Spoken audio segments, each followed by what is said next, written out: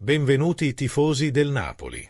Lasciate un like al video e iscrivetevi al canale per rimanere aggiornati sulle novità del nostro amato club. Forza Napoli sempre! Il giornalista Paolo Del Genio, intervenuto su Canale 8 durante il programma Linea Calcio, ha analizzato diversi temi relativi alla situazione attuale del Napoli e alla stagione della squadra. Nel suo intervento ha evidenziato i punti di forza e di debolezza del percorso degli azzurri, con particolare attenzione alla costanza e alle responsabilità dello staff tecnico. L'analisi di Del Genio sulla stagione del Napoli. Conte avrebbe potuto fare di più.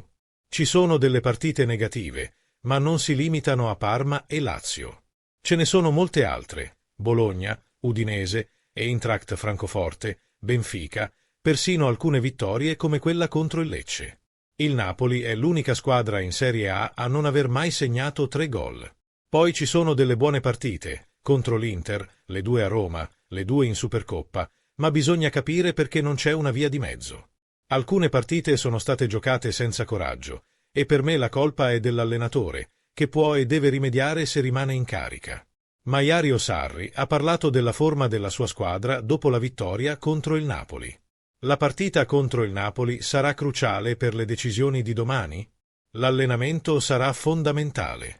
Ci sono molte valutazioni da fare, dato che abbiamo 4 o 5 giocatori quasi recuperati fisicamente, ma che hanno bisogno di 20 a 25 giorni per essere in piena forma.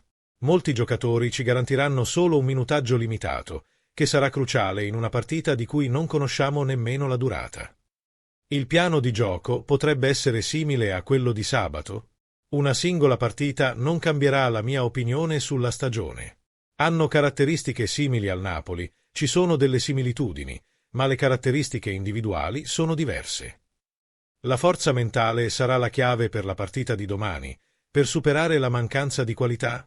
La motivazione è una forza trainante importante, ma non può essere l'unica arma. Chiaramente, giocare in contropiede è più adatto a questo gruppo e può spiegare certi risultati. Era probabile che avremmo perso completamente la motivazione quest'anno, ma non è successo. Qual è la tua opinione, tifoso del Napoli? Lascia un commento al video e iscriviti al canale. Forza Napoli sempre!